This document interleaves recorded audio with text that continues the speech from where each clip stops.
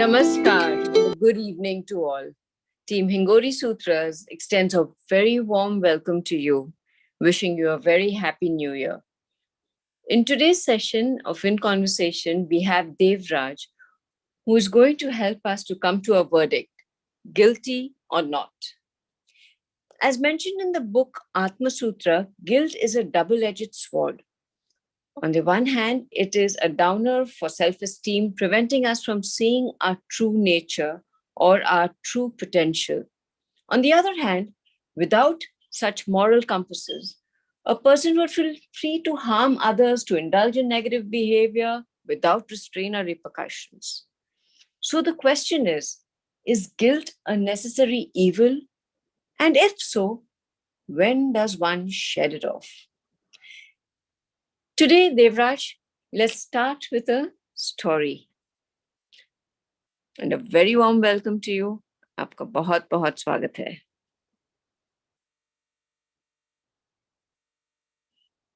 Devraj, can you hear me? Good evening, Anjali. Good evening. Good evening. Yeah. Devraj, I'd like to start with a story today. Yeah. And this is a story I'd like the audience to participate in as well. Yeah. Shekhar, a highly accomplished neuroscientist, was also a master in the art of hypnosis. This made him believe that he was invincible. If he ever felt he was losing a debate or a competition, he would use his skill to win. Well, since he had the talent, it only felt fair that he used it, or at least to him. But over time, this made him egotistical and arrogant and sometimes a bully. One day in one of these international competitions on mind games, he met his opponent Raj. Raj was fearless. He believed in the cliche, all is fair in love and war. That night before the competition, Raj befriended Shekhar and invited him for a cup of coffee. But what Raj did was he mixed a truth serum in Shekhar's coffee and got him to convince about his using hypnosis to win. Raj recorded the confession and sent it to the judging committee, ruining Shekhar's career. So what would you do? Pronounce Raj as the bad guy in this story? Should he feel guilty or not? So before I ask you a question, Devraj, I'd like the audience to type in their answer. Dear audience, are looking forward to you typing the answer. So do you think Raj is guilty or not? We're just waiting for the answers to be typed in, Devraj. Sure.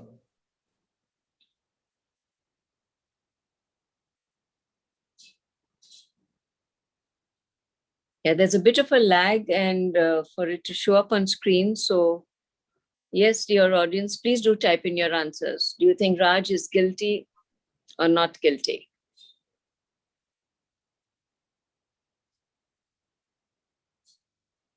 Okay. Mr. Om Vadra says he's guilty. Aditya Magnektala says no, not guilty. Sanjay says depends on how he feels about it. My thinking is not guilty. Yes, so we have a whole lot of answers coming. Some say guilty, some say not guilty. Yeah. Well, Devraj and the audience, this was a modern retelling of one of the most controversial stories in the Ramayana about the fight between Ram and Bali, the brother of Sugriv. Bali had a boon of being able to seize half the power of those who fought him face to face. Ram, being well aware of this boon, hid behind a tree and shot an arrow into Bali's back, thereby killing him and ending his reign. Now, before there are a lot of people who probably criticize this, a lot agree, just like what we've just discussed. So, Devraj, what is your take on this? I think, Anjali, our understanding of Ram will be flawed to quite an extent so long as we look at it from the limitations of our mind. I think to truly understand Ram, to understand his actions, whether it was with regards to Bali or the way he conducted his entire life as a Maryada Purushottam, as they called him. One has to look at Ram from the eyes of his guru, Vashisht. One is to understand Ram's evolution, Ram's learnings from the teachings that Guru Vashisht imparted to him, which have been indoctrinated in the Yog Vashisht.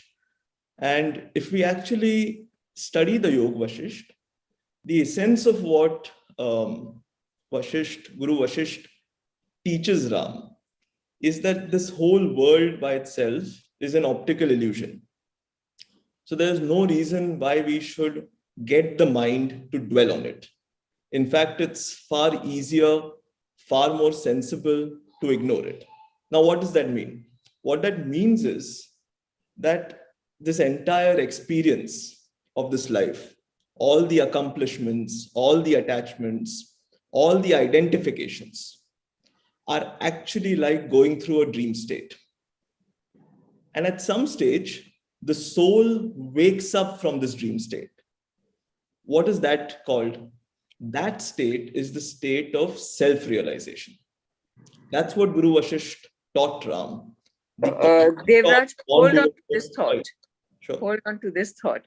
Before we go down that path, I think I really would want you to explain what is the concept of guilt and why do we feel guilty?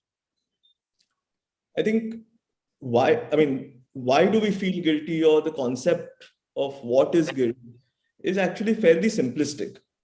It's embodied and it's intertwined in every daily aspect of our life. So when you go to work, you may feel guilty for not being there with your kids. When you're with your kids, you may feel guilty for not spending enough time with your parents.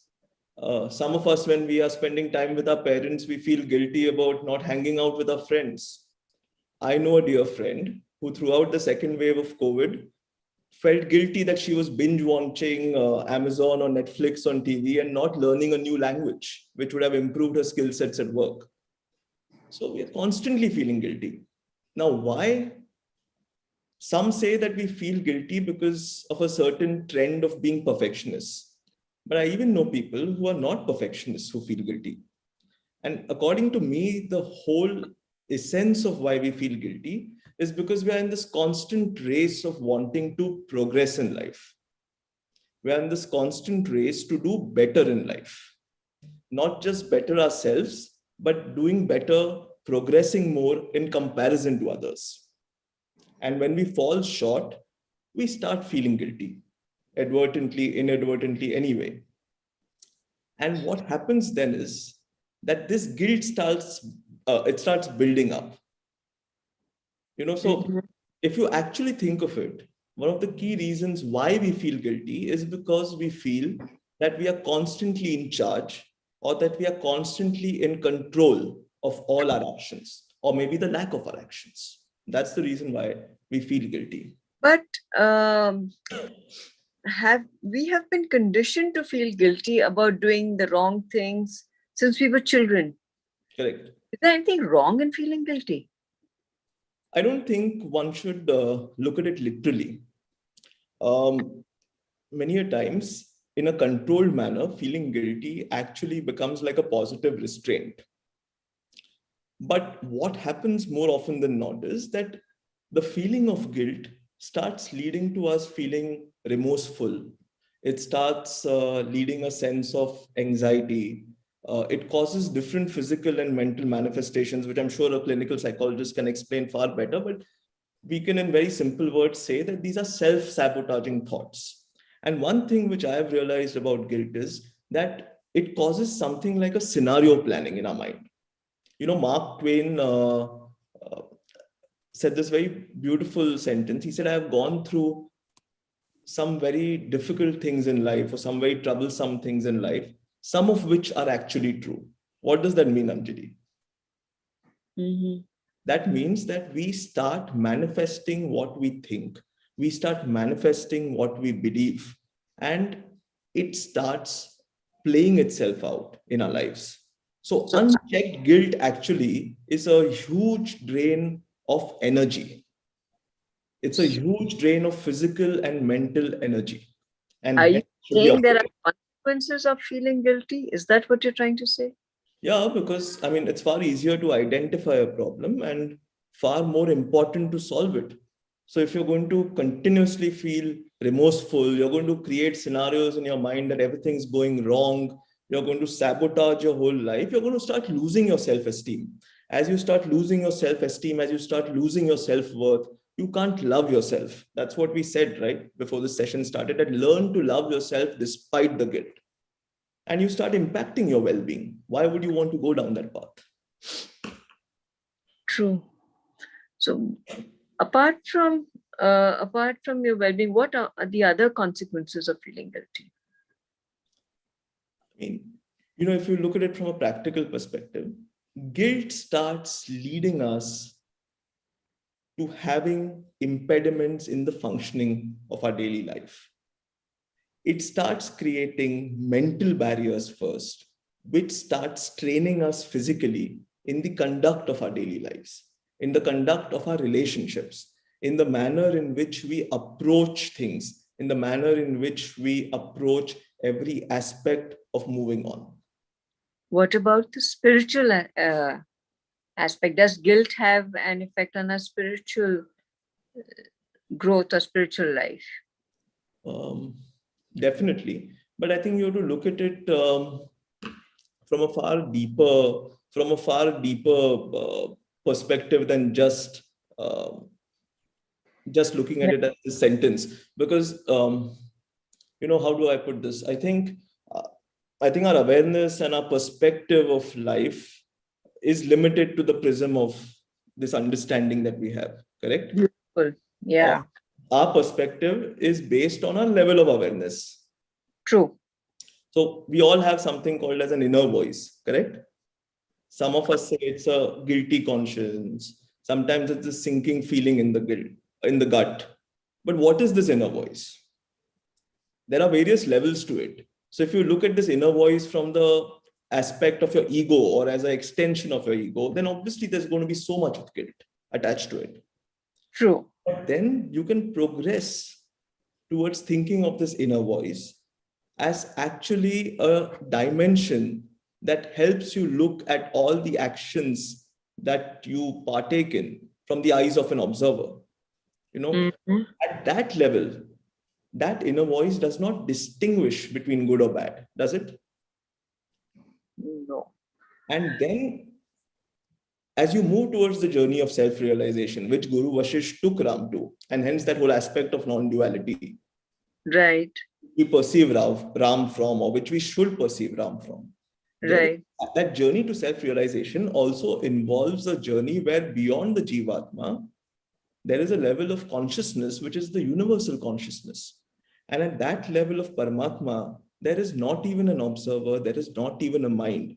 There is not even any distinction between good or bad that was there at the Jivatma level, which you overcame. Because at that stage, you truly reach a stage of self-realization where you realize that there is no other. So what I understand from what you're saying, Devraj, is that there are 3 levels of consciousness. Correct. The typical term, or the very most common term used, guilty conscious, is that we regularly use that term, and what it really means is that our ego resides actually in our physical mind at that level, at level 1, I would say, where the influence of societal rights and wrongs is what just creates havoc and brings out all these emotions attached to guilt. Right? It's like a moral compass, social compass for social governance. Correct. Right.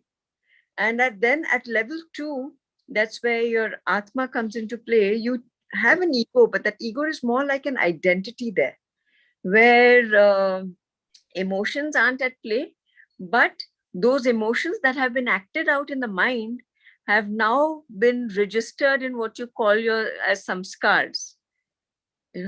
So that guilt has the effect on the Atma there. And then what you said last is that level 3 is your Paramatma, where nothing exists. So In terms of right and wrong, guilt and non-guilty, happiness, or thing. So is that what you're trying to say? I think even at the level of the Jivatma, Hmm. there is no distinction between the good and bad.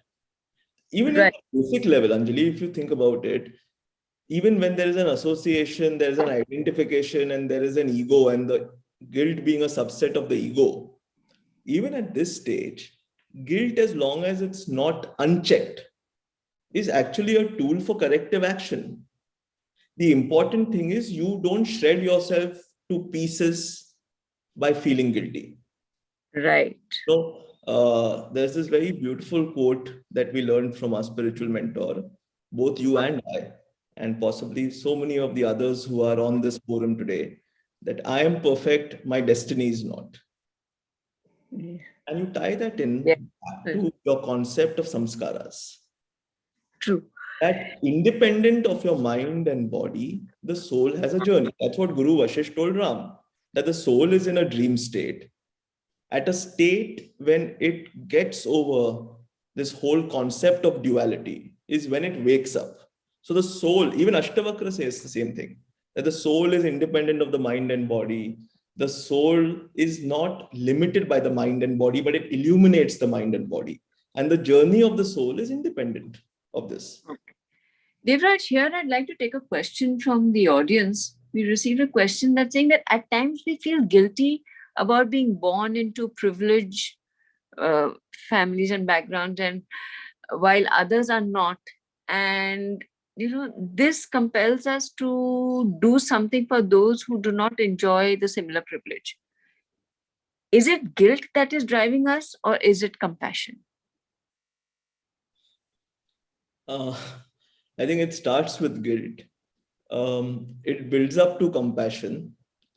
And I think it can lead to something further than guilt and compassion. See, guilt may be the trigger for the actionable. And if it's benefiting someone, so be it. Then it moves on to compassion, where you sort of identify with the situation that a person is going through, and you start preparing various means and ways in helping that person. But can we move one step further? What is that step further? That step further is a step of empathy. Okay. Having empathy for the person, having empathy for anyone and their situation, trying to work out a solution for that person in that situation, but if possible, without the attachment of sympathy. Right. So, here I'd like you to expand on sympathy and empathy. There's a sort of a there's a misunderstanding of the concept, where sympathy has emotions attached to it, where you start to actually feel the remorse or the pain of the other person. And empathy is, while you can see it from the other person's point of view or be an observer, you don't absorb it. Yeah, you don't absorb it into it, but it leads to action. Yeah. So how do we differentiate the two, or how do we separate ourselves from that feeling of sympathy and convert it into empathy? I think philosophically and literally it may look like a play of words, but the best way to understand it is through the medium of an example. Let's take a simple example. It's something I experienced a few days back when we'd gone to the local shop to buy some vegetables, and we wanted to buy some drumsticks. And the lady who was selling those vegetables said that she's not bought drumsticks to sell further for a long time, because apparently they now cost 300 rupees a kilo. And she felt she had no buyers for it.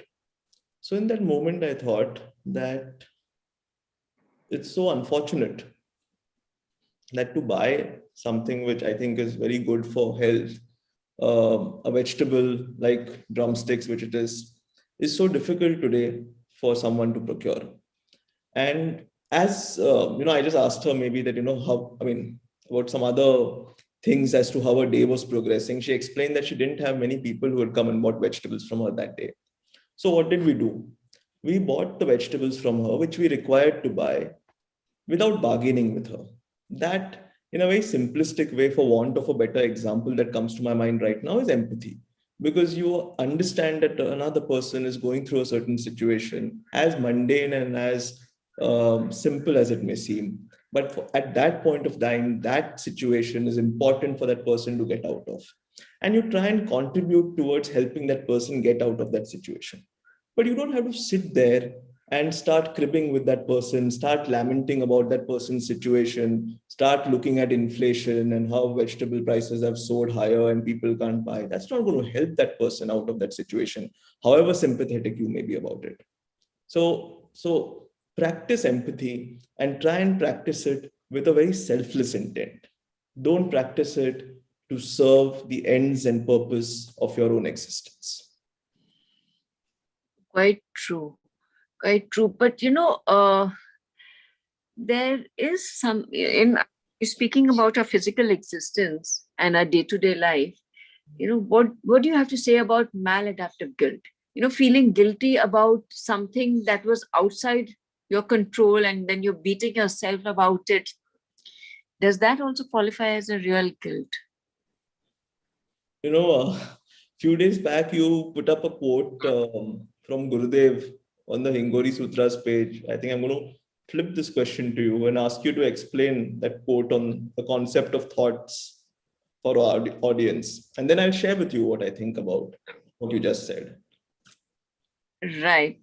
Now, there was this quote, Hingori Sutras put up about our thoughts not being our own.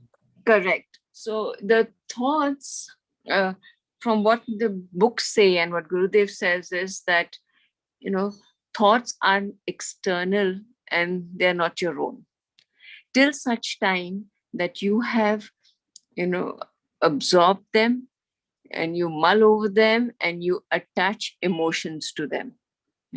So thoughts are external, and there has been a description. There's been a bit of a part written in one of our books where Hingori actually shares an incident where he actually saw a thought.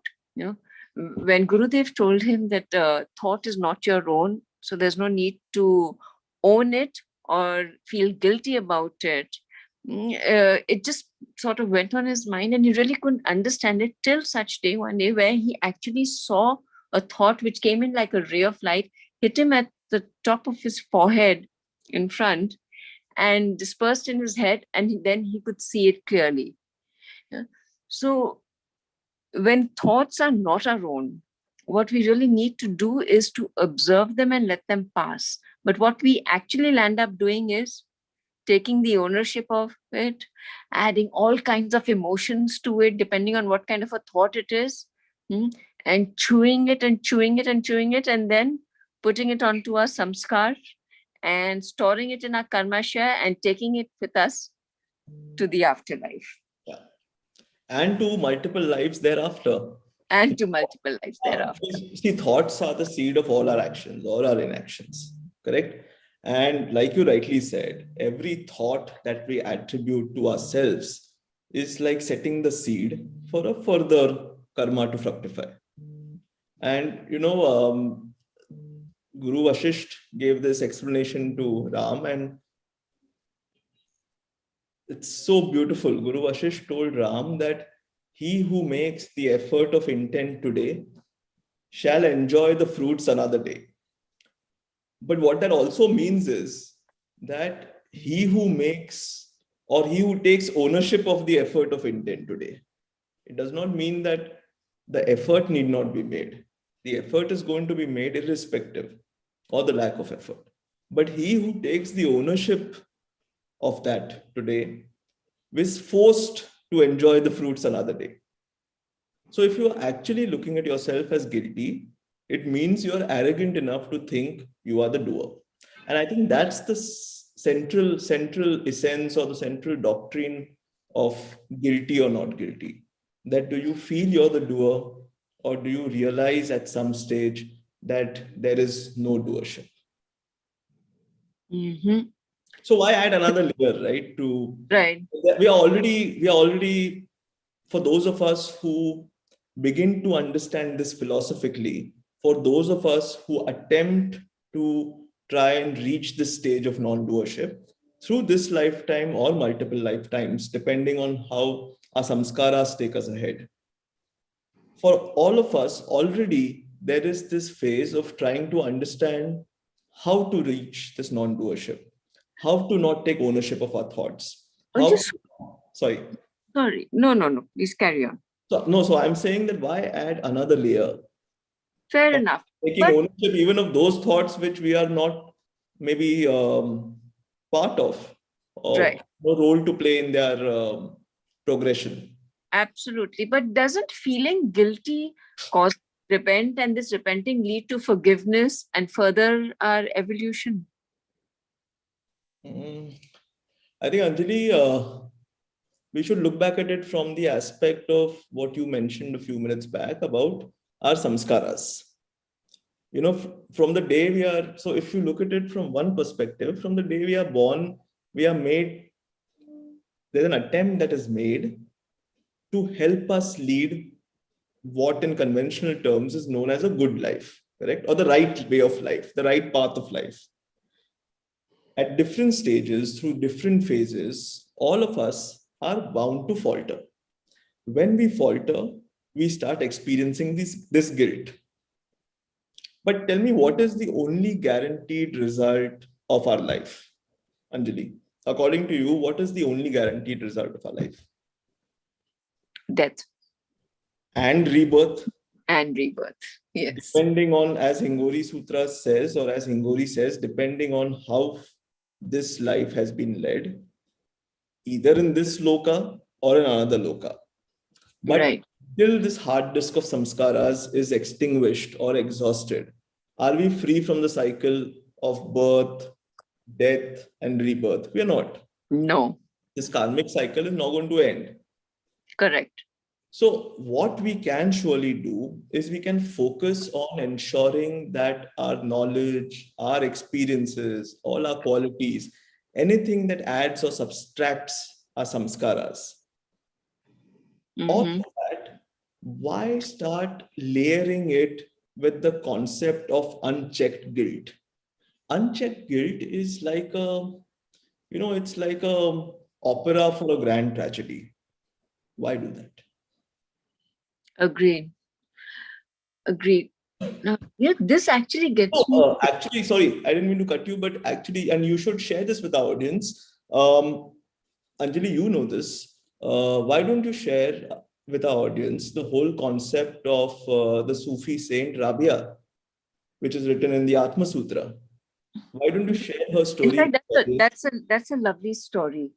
And that when you talk about why we beat ourselves, or how do we cope with guilt, or do we even allow guilt to come into our consciousness? Rabia of Basra was sold as a slave when she was young. When a famine hit Basra, her master forced her into prostitution to make more money.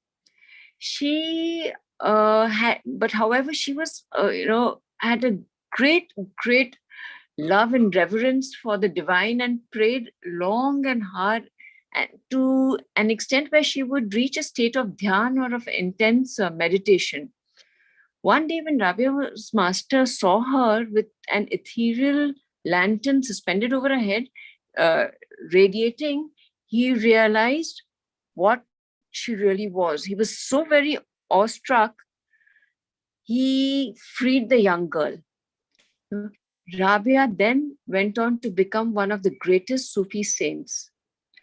Yeah, but the thought that would come to my mind is, could she have reached such an evolved state if she was laden with guilt for being an enslaved prostitute? I think you should not burden yourself with the thought. The point is, she would not have. Because, had she attached herself to any form of guilt for something, so this is actually a classical example of your maladaptive guilt concept. Absolutely. In fact, she had such confidence in herself and the faith in her power that she worshipped, you know, that she could actually sort of rise above her physical existence and connect with the divine. And there's one more thing she had, which we must appreciate and which we can imbibe and which we can understand about. And that is, if you hear whatever was spoken in the last minute or two, she understood the concept of acceptance and of possibly loving herself as well as. Right. That's equally important to not feeling guilty. True. But doesn't feeling guilty uh, okay, this brings me to another thought since we were on the topic. What about psychopaths who don't have the guilt factor in them? Are they better placed than we normal people? I think this is a question that, what we should do actually to understand this concept of guilt better clinically. We should request Bhavna to come back and do a session with us, because Bhavna, being a clinical psychologist and someone who understands the concept so well, which is what, if I you quite did agree. a Facebook session with us, and she'll actually be better qualified to answer this question. But if you ask me from the perspective of common sense, then I think no matter who we are and no matter what our occupation or our mental state of mind, there is always that moment of remorse. There is always that moment of guilt. And I think as the mind becomes burdened with too many thoughts, as the mind becomes burdened with too many attributions and identifications, one is bound to feel guilty. And I don't think a psychopath is any different. In fact, if you ask me from the spiritual perspective, unlike unlike a person who is on the journey towards self-realization,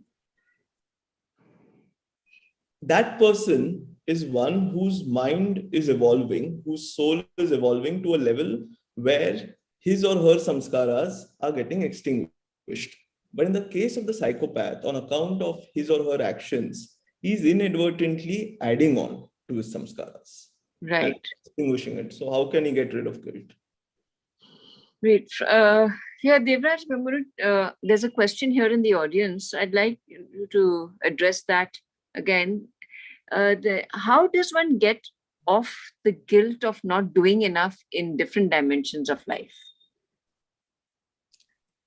Well, So this is this is something that I was anyways going to come up with now is, we need to learn to condition ourselves to not experience any guilt, right? So how do we do that?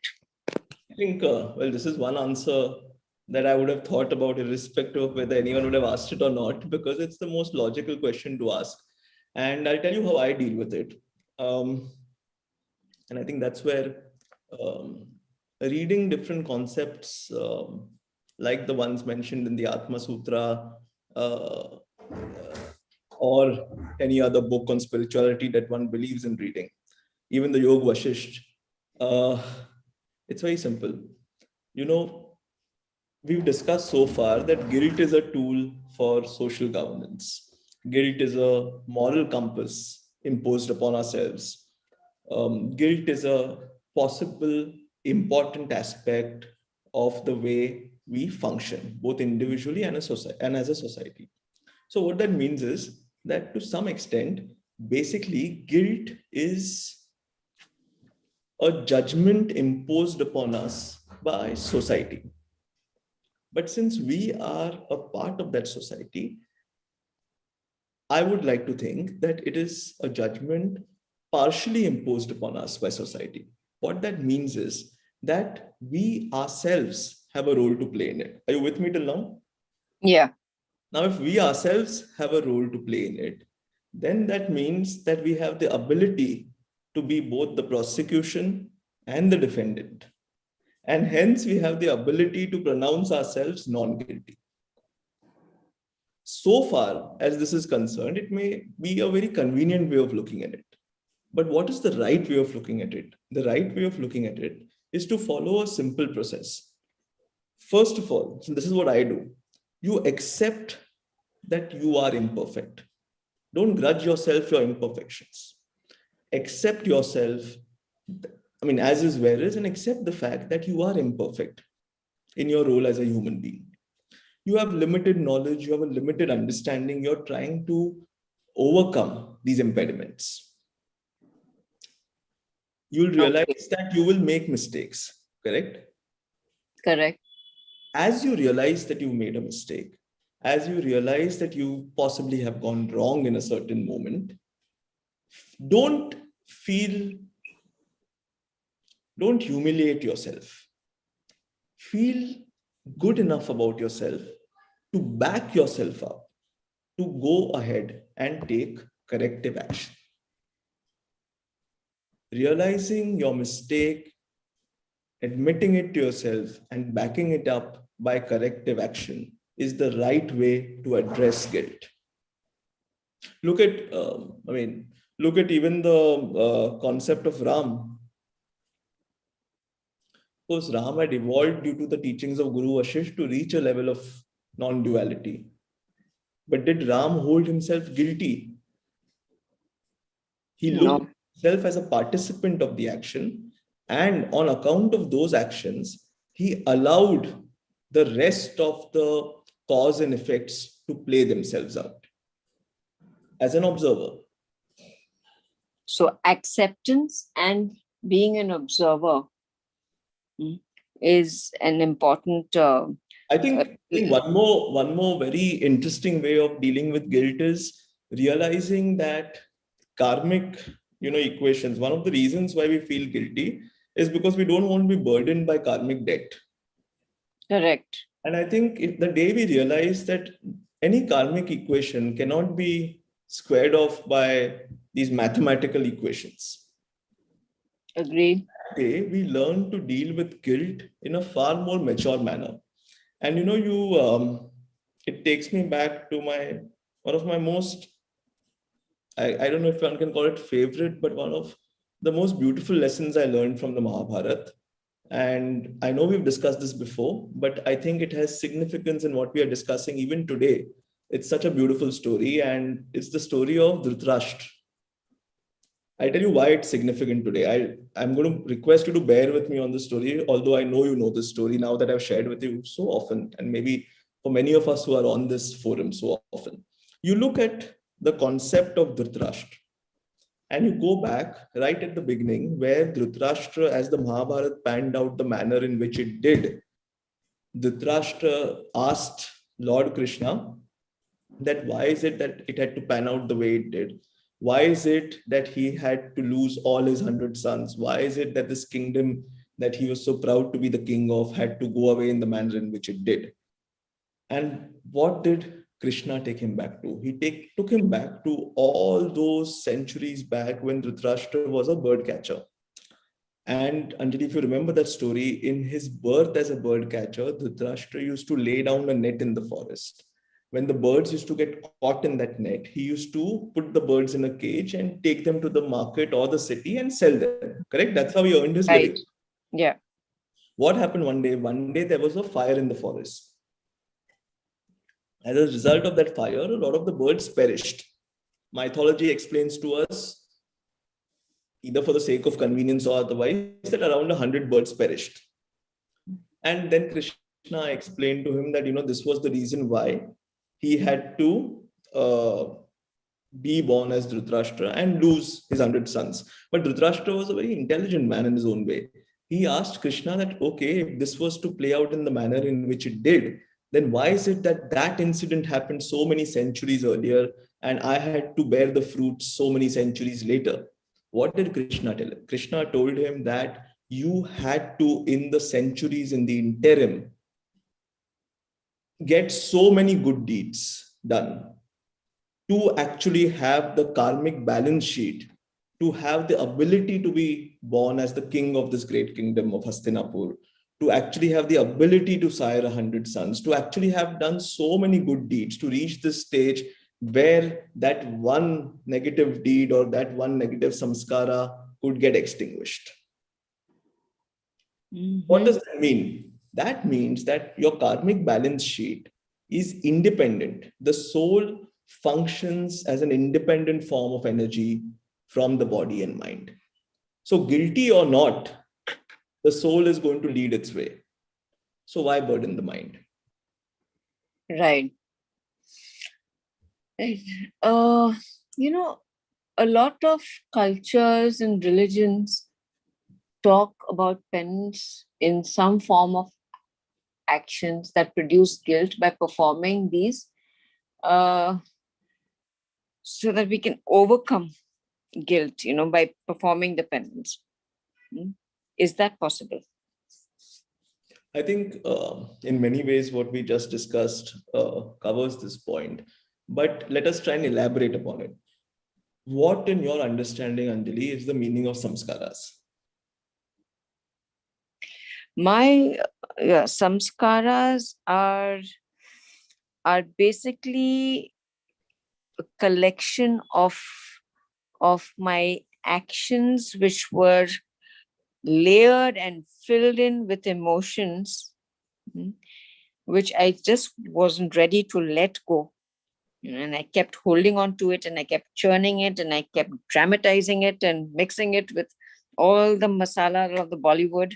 So, do you agree that emotions play a sort of a regulatory function in society? Absolutely. Then does religion, spirituality, and everything that tries to guide us towards the right path have to use this masala of emotion, of guilt and other emotions as a regulatory function for good behavior or acceptable social norms and behavior?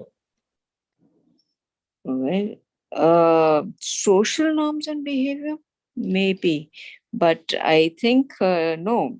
In spirituality, how So, do we? not in spirituality. Are your samskaras going to be limited to your mind and the way your mind thinks?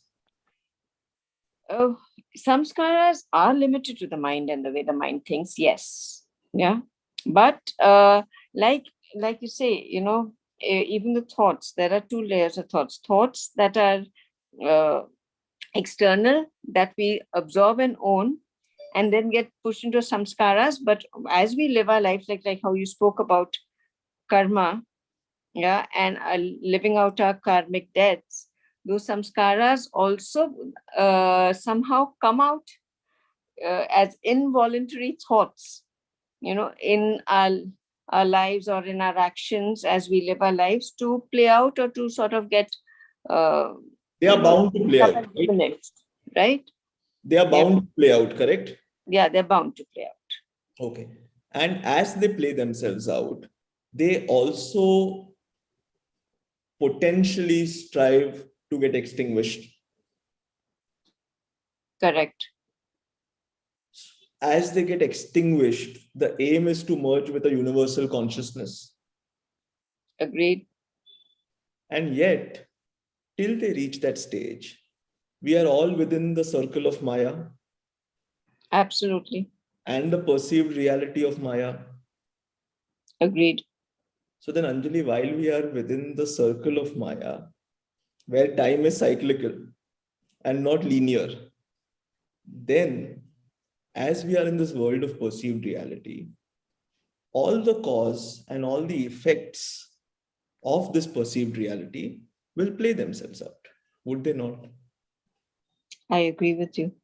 So that is the reason why, when you look at it both from a societal aspect and a spiritual aspect or a scientific aspect, you will learn to realize that the soul will chart its own progress with all the tools at its disposal.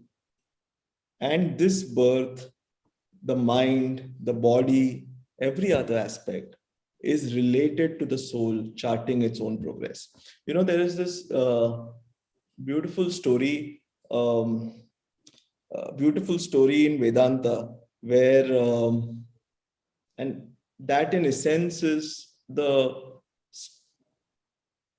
soul's striving towards self-realization. It's just one line. There's this beautiful story in the Vedanta where someone asks monk, maybe in the Himalayas or somewhere else, as to what his thoughts are on rebirth or punarjanam.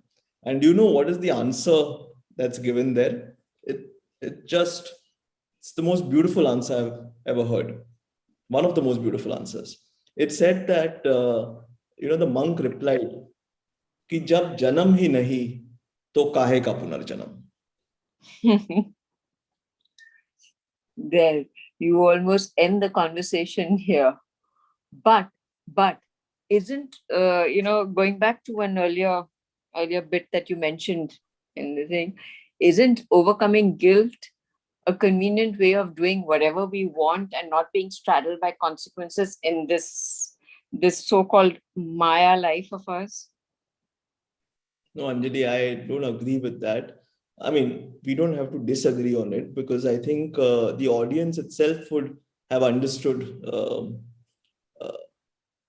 that the answer to this is no, for the simple reason that if all that we have discussed up till now makes sense, then the point is that whether or not, and that's actually, it in many ways is taking back on the whole concept of guilt and non-guilt, because whether or not you feel guilty, so long as an action has taken place, action, inaction, cause, effect, whatever you may want to call it, so long as such a aspect has taken place, there always is something else that has to play itself out. And whether or not you look at it from the aspect of a doer, or you look at it from the aspect of an observer, until you have reached the stage of self-realization, until you have reached the stage of non-duality, even when you are at the stage of potential karma mukti, when you are not attached, when you've given up all the good in you, and hence it's far easier to give up all the bad in you, as Hingori says, even at that stage, the samskaras have to play themselves out. So the step towards that is non-doership, is what. Non-doership eventually leading to non-duality. Correct. Ashtavakra puts this most beautifully. If you've read the Ashtavakra Samhita, he puts it so beautifully. He says that the self is always realized. You have to realize the self. And for that, you need a guru. So if you don't do something your guru tells you to do, should you feel guilty? I think without a Siddh Guru, it is impossible to walk down this path. That's what we always say, right? Guru bina gati nahi. Correct. But think about it, Anjali. All of us have experienced this. I certainly have. That there will be times when you will falter. There will be times when you fall short. There will be times when you don't meet the expectations of your guru. There will also be times, let's accept that there are such times, when you may have the subconscious conviction, but you may not have the conscious conviction to follow what your guru has said to the T. This is for potential indication of the fact that your surrender to the guru is not complete, what we call as tan man dhan. But look at it from his perspective. A Siddh Guru, a Siddh Guru is one who will not give you his grace until he has the ability to sustain it. So if you ask me, in my view, once you believe that you enjoy the grace of the Guru, don't despair. Don't doubt as to whether you will continue to enjoy it or not, just because you faltered. And just because does not mean take it lightly. What it means is, and that's where corrective action comes in, participate wholeheartedly. Participate in your Guru's efforts towards chiseling away your inconsistencies. So if you were to ask me, I think the right step is to surrender your intellect to your Guru to make it worth the investment. Beautifully said. Devraj, this reminds me of what I read in the Yoga Wishes and would like to share it with you and with the audience here. When the intelligence is still unawakened, or unrealized, one should fill 2/4 of the mind with enjoyment of pleasure, one part with spiritual practice, and the other with the service of the Guru. But when it is partially awakened or realized, 2 parts are given to the service of the Guru, and the others get 1 part each. But when it is fully awakened, 2 parts are diverted to the service of the Guru, and the other 2 to spiritual practices, but with dispassion as a constant companion. You know, I think it was like beautifully said that, like what you said, Guru bin gati nahi, but for that, surrender is paramount. Yeah. Surrender to the Guru the day it is complete. You would begin to feel instinctively that you're a part of his consciousness. I can share this with you. I once shared this with my Guru, and there's this beautiful video on decoding divinity, which one must hear. It's on this page, the Guru of Gurus. Hear it, both parts of it. And I must share this with you, Anjali. The day I felt that I'm a part of the consciousness that is my Guru and a part of his higher consciousness, which is Gurudev. And I thought I'll get a pat on the back from my Guru for feeling that way. He asked me a very pertinent question. He's saying, it's very good that you feel you're a part of my consciousness. But do you feel that same way about the ant that you step on? Or do you feel that same way about a plant that you come across? Or do you feel that same way maybe about a stone, which you feel is inanimate? The only way in which your surrender to the Guru is complete, in my understanding, is if your surrender to everything around you, your surrender to the entire consciousness around you is complete. That does not mean this happens in a day. It may happen in one lifetime or across many lifetimes. But if you make the effort of intent today towards working towards it, someday your surrender would be complete. And like in Yoga Vishisha, how they mention it, start with surrendering the mind. Yeah. Because that is where the differences occur, the differences brew, the differences are created. So the surrender when logic ceases, intent takes over. Absolutely. Absolutely. Yeah, with this, Devraj, there are a couple of questions. I thought we would end here, but there are a couple of questions that have come in. And though I think we've answered most of them, I think we just have one. What happens in a divorce case? Who can be guilty and what could be the corrective actions? This is somebody asking. I think he practices law, Mr. Kampani, and a lot of his clients come in. So he's put this question of how to handle guilt in those situations, or the guilt that he could potentially experience while handling such situations. I mean, see, as a lawyer, one would look at it in the same way in which a judge would look at it, which is the facts of the case. And, he would look at it more from a sense of duty when he has taken up a case and taking it towards its logical conclusion, which is in the defense of his client. In such a situation, there can be times when you feel that your client has not been completely honest with you. And you feel that your client has not been completely open about the facts of the case with you. At such a point of time, definitely you can't feel guilty about it. How can you? Because you have worked within the purview of your understanding about the facts as they were presented to you. With a sense of duty. Absolutely. Yeah. And here no, please. So what you're saying is, here again, it would be his job to be an observer and do the actions and not pass a judgment. Not pass a judgment, because it would be the judge who would be responsible for passing that part of the duty. But what someone could do is that unless you have conviction in the facts of the case that are presented to you, you potentially won't take up that case. Are you taking up that case because you see the financial remuneration in it? Or are you taking up the case because you believe in what you're taking up? I think having the self-belief in what you do more often than not makes you feel less guilty of the pitfalls or the impediments that come along the way. Right. Right. Okay, here he just put in a message saying that it is about how to make the client feel beyond guilt and to be free from the karmas. I think to make the client feel beyond guilt, uh, if so, let's go back to his question about it being a divorce case, and maybe if this particular client of his feels guilty because of some of the actions he or she has contributed leading to the divorce.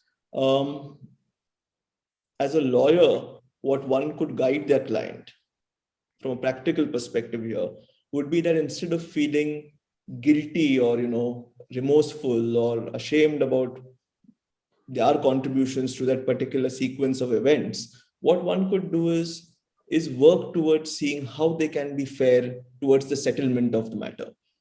Sometimes you have to let go a little more than what is fair so that you extinguish your debt to the other side.